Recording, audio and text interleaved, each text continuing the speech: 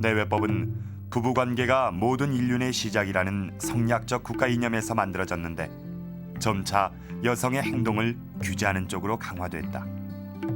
경국대전은 여성들의 물놀이와 무속 행사, 절 출입 등을 금지하고 있었다. 내외법의 구체적인 금지 조항들이 광화문의 방으로 붙었는데 남녀 7세 부동석부터 여성들의 외출 금지와 얼굴 가리개까지 세세했다.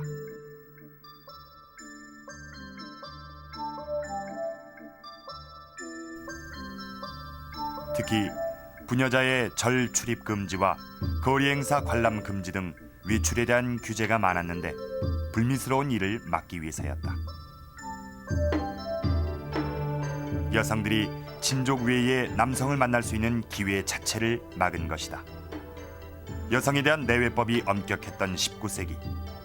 그러나 신윤복의 그림에 등장하는 서민과 중인 여성들은 자유롭게 절에 출입하며 야제, 즉 무속 행사에 참여하는 등 분명 내외법과 상반되는 모습을 보이고 있었다. 조선 후기로 가면서 특히 18세기 이후 상업이 발전을 하고 경제가 발전을 하면서 보수적인 양반 계층에서는 더더욱이 내외법이 굉장히 여성들의 정절을 요구하는 이러한 하나의 수단으로서 강조가 되고 있습니다만은 이제 그 중하층 여성들에 있어서는 상당히 자유를 추구하는 이러한 방향 속에서 성을 매개로 하는 자유스러운 활동들이 전개되지 않았는가. 양반가의 여성들에 비해 규제가 덜했던 서민, 중인 여성들에게서 변화가 일고 있었다. 신윤복의 그림엔 연인과 미래를 즐기는 또 다른 계층의 여성들이 등장한다. 옷차림은 기녀 복장인데 머리에 쓰개라든가 쓰개치마를 쓴 거라든가 또 가마를 탄 것으로 봐서 양반집에 첩으로 들어간 그런 경우가 아닐까 하는 생각이 듭니다. 양반의 첩은 양반의 여성과 같이 내외법의 규제를 받았다. 규정을 보면 첩이었던 유부녀의 간통죄는 장 90대로 엄하게 다뤘다. 그럼에도 불구하고 신윤복이 자유연애를 즐기는 여성의 모습을 그려낸 이유는 무엇인가? 실마리가 발견된 것은 김문원의 글에서였다.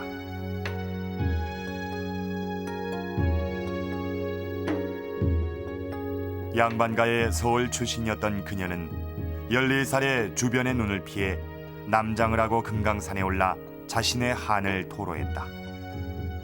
글재주가 있었지만 결국 신분과 내외법에 묶여 양반의 첩으로 시집간 그녀는 대신 왕성한 사회활동을 한다.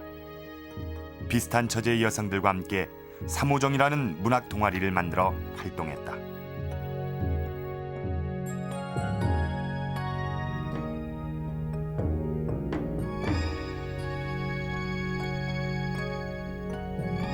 과부가 기거하고 있는 곳이 지금 어디냐면 집안의 후원, 그것도 담이 정말 높이 아주 쌓여져 있는 그런 높은 담장으로 둘러쳐진 후원에서 생활을 하는데 봄빛이 완연한 이 나뭇가지가 이 담장을 넘어오고 있는 거예요. 그렇게 아무도 발길이 닿지 않는 그런 곳이라고 생각을 했지만 조그만 이런 구멍을 통해서 개들이 들어와가지고 교미하는 모습을 이 소복 입은 여인이 보고 있는데 아무리 사회가 여자의 과부가 재가를 못하게 하고 하지만은 이러한 춘정 이런 마음을 사람의 본능적인 이거는 어떻게 막을 도리가 없다는 그러니까 그런데 이 사회가 그걸 막고 있다는 것을 하나의 우리에게 알려주는 거라고 볼 수 있죠.